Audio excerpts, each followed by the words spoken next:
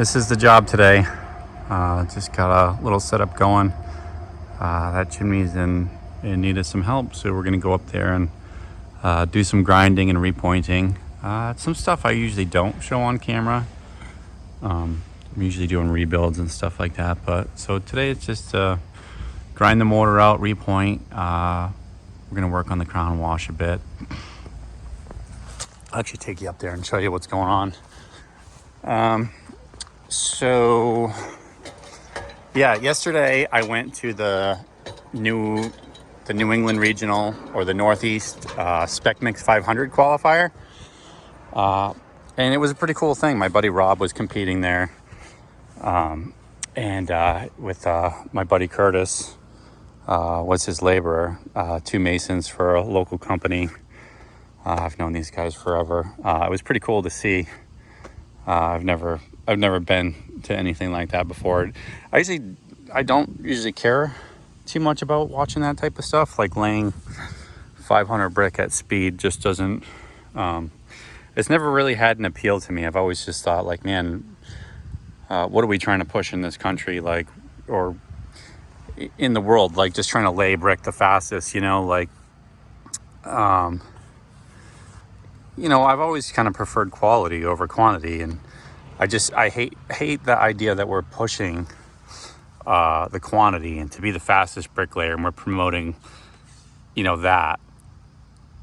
But I gotta say, like, being there in person and seeing my buddy Rob compete for it, I'm kind of changing my mind on it. Like, I think that it was kind of a cool thing, and to see the quality of work that these guys were getting at speed was pretty impressive. Not a sellable product still, but they're doing damn near the impossible.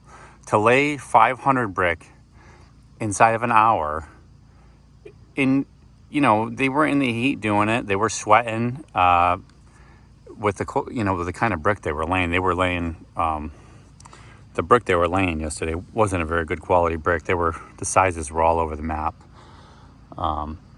But yeah, I'm kind of coming around on it a little bit. Like, I really actually enjoyed watching my buddy Rob compete. He did great. Like, he actually, Rob, he's helped me. We've worked back and forth with each other over the years, and he helped me and I helped him, and when he had his company, and now he's kind of back working for another company, another local company. And so Rob was able to lay 551 brick inside of an hour, which is ridiculous. And he had the second most count out of all the guys there, and his wall looked great. The backside of his wall is where he had trouble with, and he had a lot of deductions on the backside, so his count got brought down, and so he didn't make the top couple, but his count was great. The front side of his wall looked great. His plumb points were really good. Just the backside he needs to work on. But I'm bringing that up too because I'm looking at this brickwork here, and this brickwork here is like some of the stuff that these guys did at speed at the Bricklayer 500 to try to qualify to go to Vegas.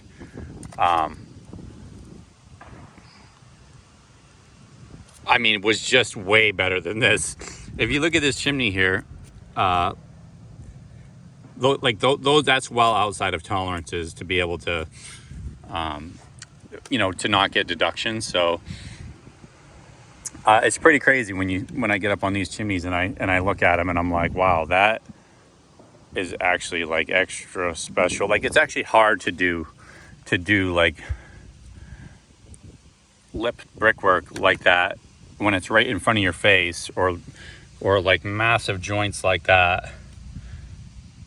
It's kind of hard to do that stuff, like even freehand. Obviously this chimney was built freehand. I don't know if they used a level on it, maybe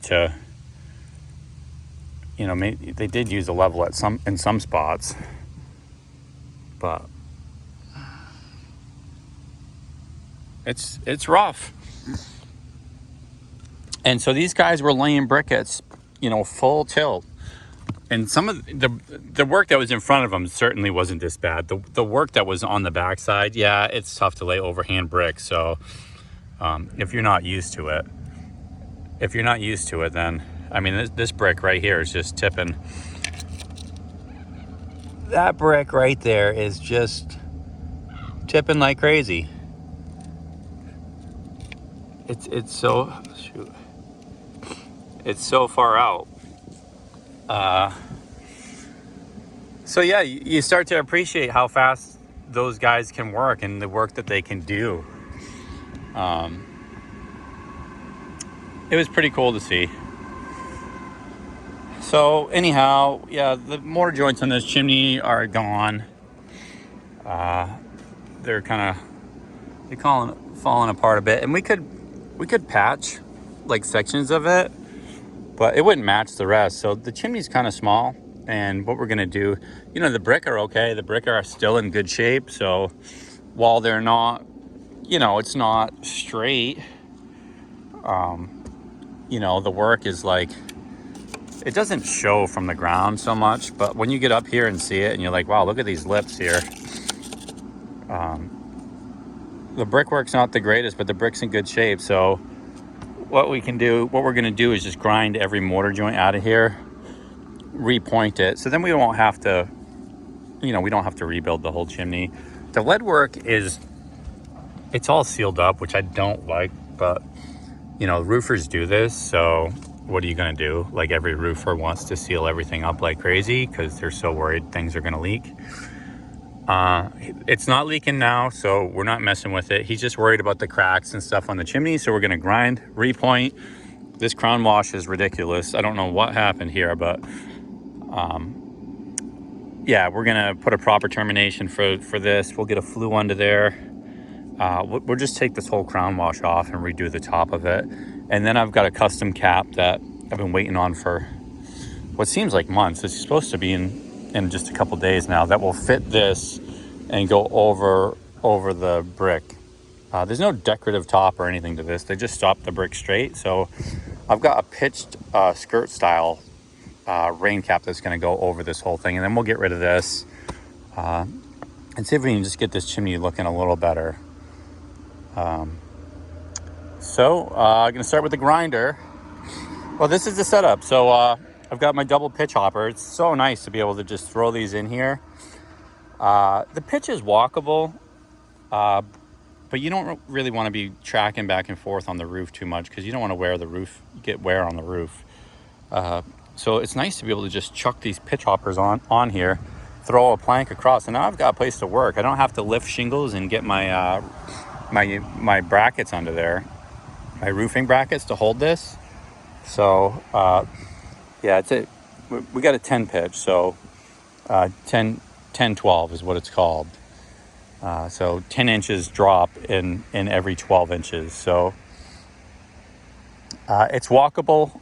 Most people could walk up this, but you will wear the roof by walking on it. You'll get some of the granules to pop out and it'll show wear. So just put these blankets down to prevent that, and I'll just walk on the blankets to get up here. And I'm not going to be up and down here a million times. I'm just going to grind it out, and then when I'm done grinding, I'll go down and mix. And then I'm going to bag it all in. So it'll all go in with a grout bag. So this is my setup for grinding and repointing. I just use one of these 60 volt grinders from DeWalt. I absolutely love the DeWalt 60 volt max line of tools. Every time I buy one of these 60 volt tools, I'm always impressed with the power that we're getting out of battery power. And obviously this one, you can tell it's been through the ringer and it still runs great. So I use this. I do take the guard off, and because I'm not a freaking baby. I don't need the government telling me how to do jobs and how to not do jobs. The government tells me how to do everything else. They're not going to tell me how to work. So with this, I use a full face shield and just some hearing protection. So safety is important to me, but a guard on a grinder has never been important for safety to me, if that makes sense. So the way that this is set up, I can get, let me just pull my tape measure out and show you.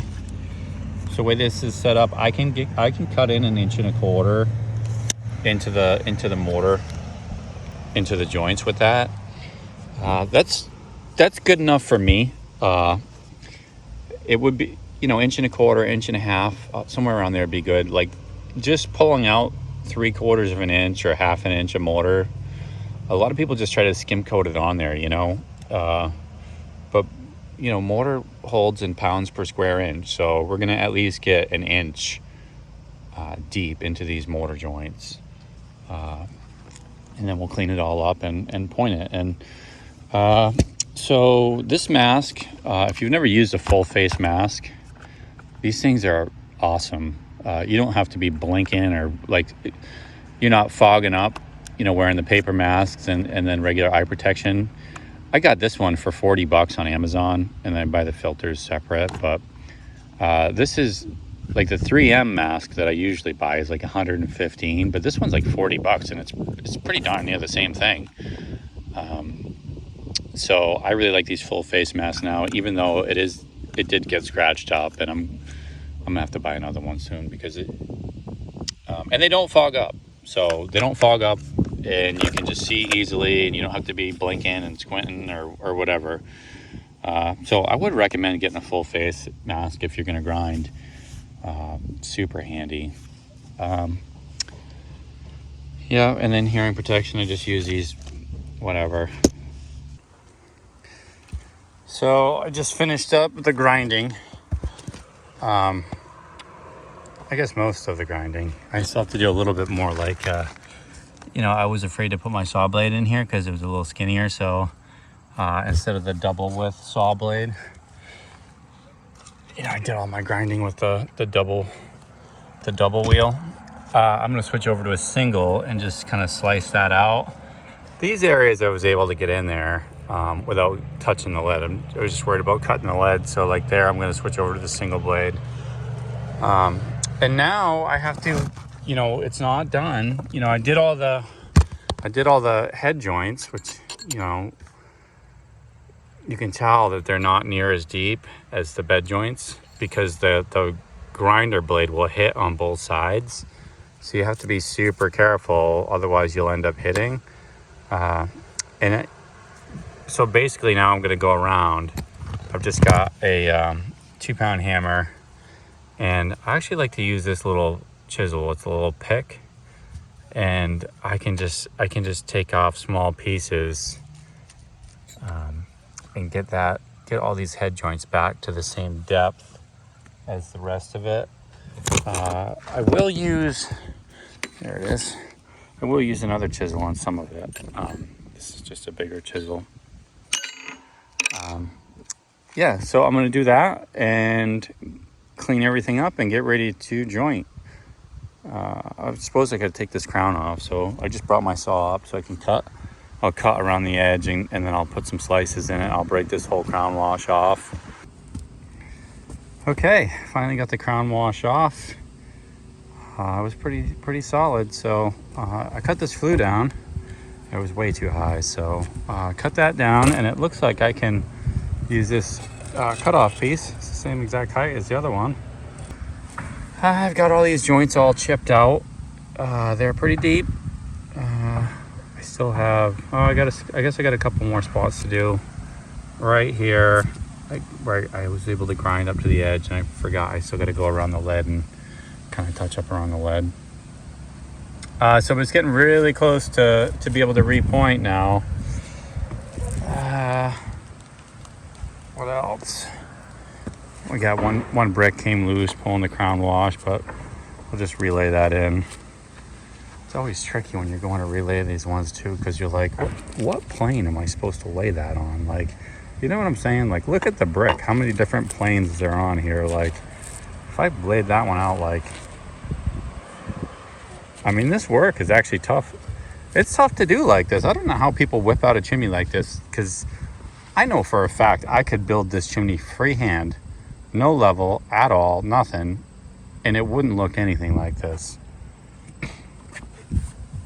I mean, some of these joints are just spectacular. We call those ones gaggers.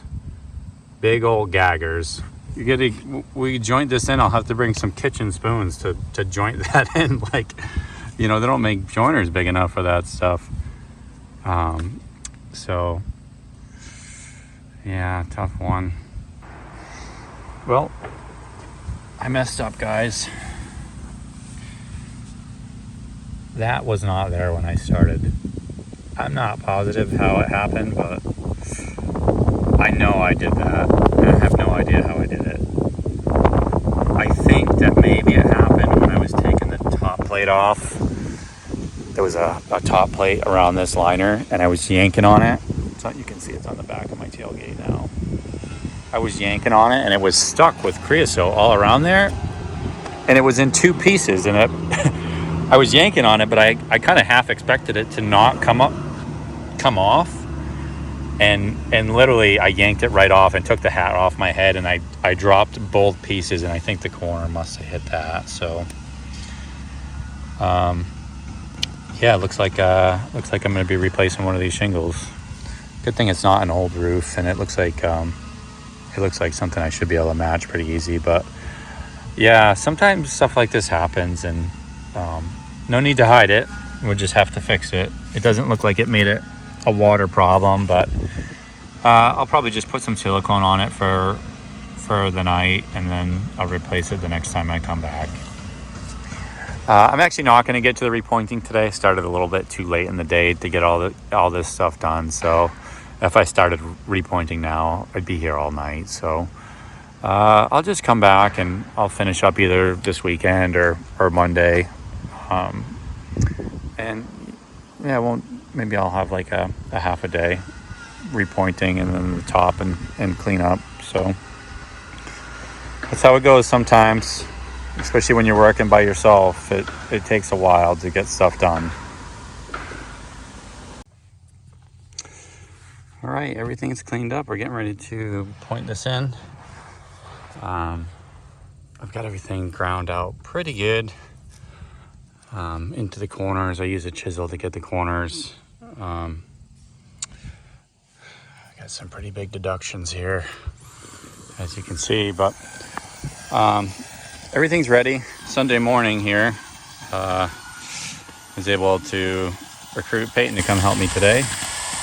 He doesn't have school today, so it's going to rain all day tomorrow on Monday, so we decided to just finish this up on a Sunday. This happens sometimes when you're in business for yourself. Sometimes you got to work on the weekends because it rains too much during the week. So you can see everything's pretty much ready.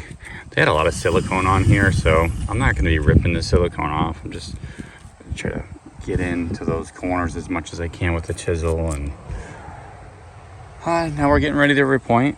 Peyton is whipping up some type N mortar with some acrylic bonding agent in it. We're not going to need much for this little chimney. It's only going to take probably one full bucket of mud. And we're going to use grout bags to get it in. I'm not going to go around and wet this whole thing down. I've got my blower here. I blew it out pretty good. I brushed it and blew it out, and it's pretty clean in there. It's just like, for me, laying brick is the same as repointing brick. I don't like laying wet brick. If this brick was so dry that I felt the need to wet it down, I would. But it's been raining a lot here, so I'm not going to spray this and wet it all down first. I know that it's not going to set up. It's not going to just like lock up on me once I start pointing it in. I got plenty of time to work with it, especially with the acrylic bonding agent in it. So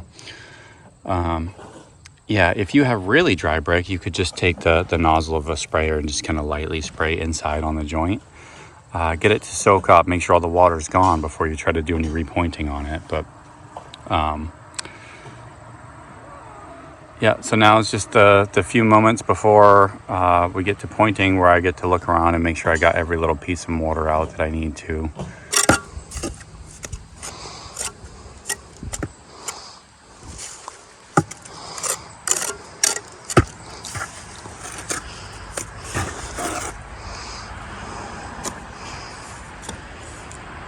sucks laying brick out of a bucket, but sometimes when you just have 1 or 2 brick to lay, you just do it out of a bucket.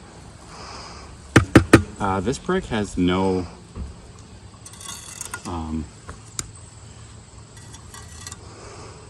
there's like nowhere to level it to. So you just oh my god, did that chunk come out of your mud? Oh, it must have fell out of the bottom of the brick.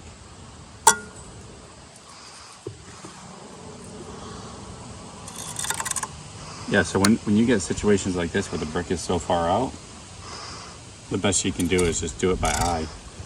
I'm just going to line it up roughly with this one and this one, and try to get the...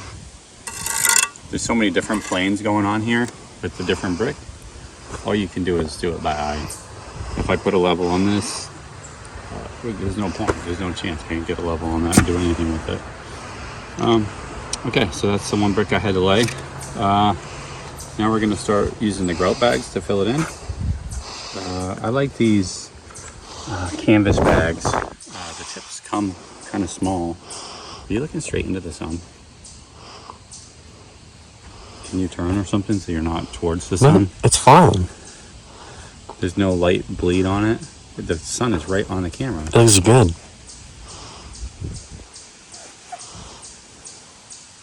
When I go look, when I look at the picture later, it's gonna have a big beam of light in the corner, like the video you freaking send me. They all do that.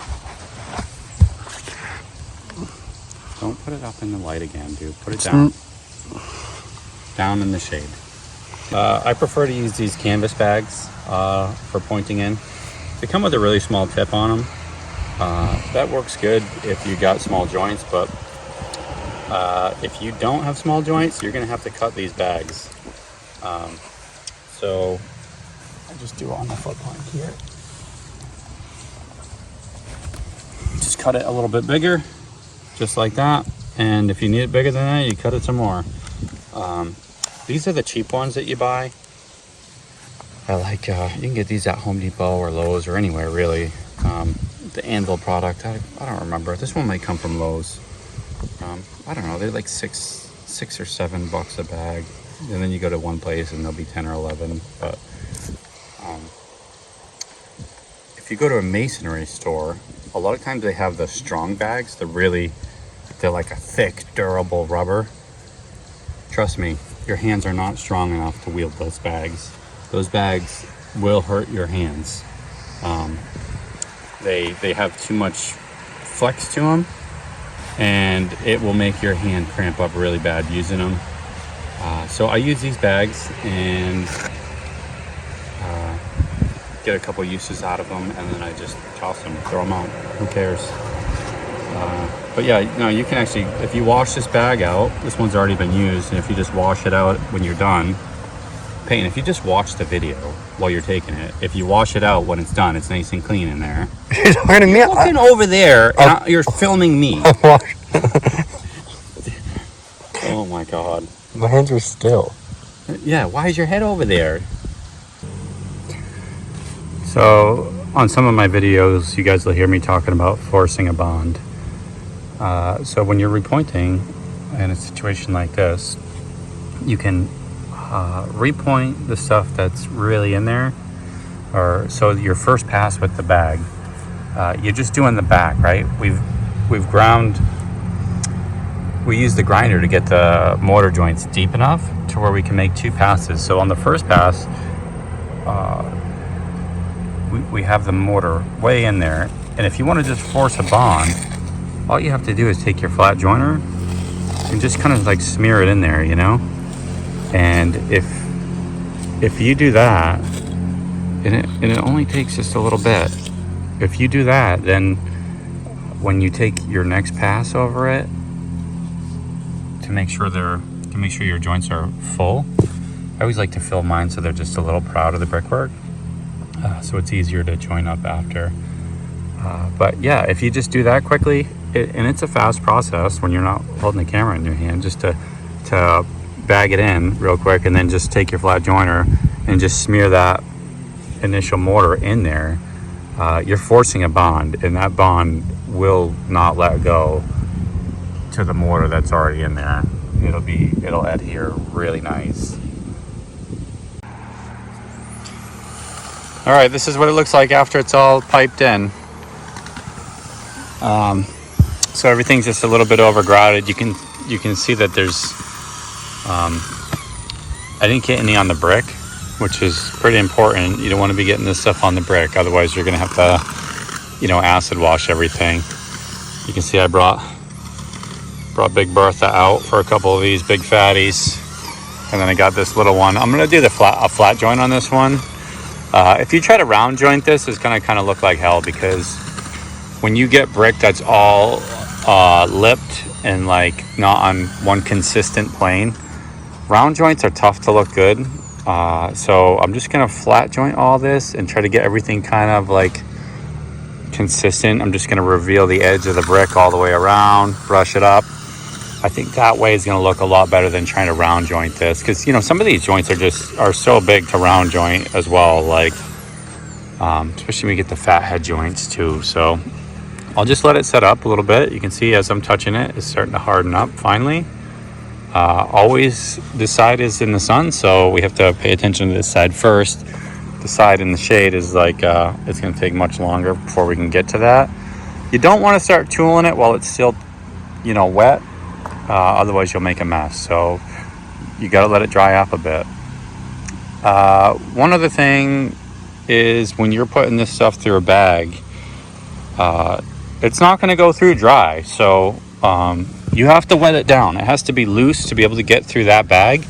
And then one of the things that you're going to worry about is cracking. You don't want this stuff to be hairline cracking and stuff. And so if you're just using pre-mixed mortar and adding water, you're going to have a problem with it drying fast and cracking. So what you're going to want to do is, doesn't matter what you use, when you are using a grout bag, what kind of mud you want to use. You want to use a bonding agent. If you see that little white jug down there, that's a jug of bonding agent. And so per bucket of this, I use about 16 ounces of bonding agent. That seems to be a good amount, and it changes the texture of the mix. It makes it more fluid. It pipes through that bag a lot easier. And then one of the things that bonding agent is doing is replacing water. So part of the reason why stuff cracks is because the water is leaving it. Like when you do concrete, when we do the crown wash, you want to mix them stiff, because the more water, the more likely it is to cracks, because the water is leaving it, and the water counts as volume. So once that volume is gone, it shrinks and leaves cracking. When you use a bonding agent, it doesn't act the same way. So we're replacing some of that water that would naturally just leave it. And it slows down the set as well. So it makes it a little bit easier to work with, gives you a little better set times. So I am going to tool this up one side at a time, the side in the sun first, and then if this side's not ready, I'm not doing anything with it. I'm just waiting. You have to wait till like the perfect time before you can start jointing. And then if you wait too long, you're gonna fight it. It's gonna get hard on you, and you're gonna fight it. So it's got to be like that happy medium. All right, I got the jointing done. Just got brushed up. I think that this flat joint has a better overall appearance on something like this, especially where the brick is not laid very straight. It just seems like it kind of helps it out a little bit. It's got a little flatter look to it. Round joints are just tough to do on something like this, especially where they're really big. So I got the crown wash roughed in. That's still got to set up a bit, and then I'll finish it off. I like to get it on, rough it in, and then just let it set for a while. It's gonna all be covered up, so I have a pitched skirt style cap that's gonna go on here, just to kind of help dress up the look of the top a little bit, and then it will have a traditional flat top rain cap on it. So you won't actually see any of this. And matter of fact, that's one of the reasons why I'm angling it so steep, is so that pitch skirt style cap can fit on here nice.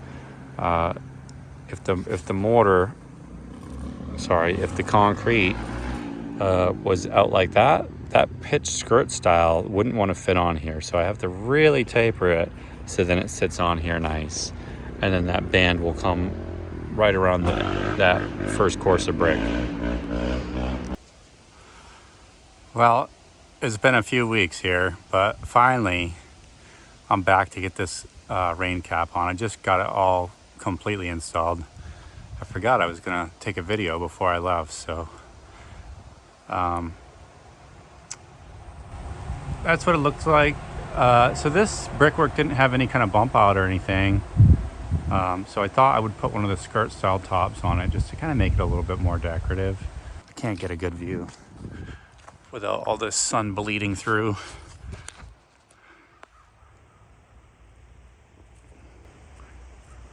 There you have it. That's what it looks like. This job's finally done. I haven't been able to get back here because I've been so busy on other jobs.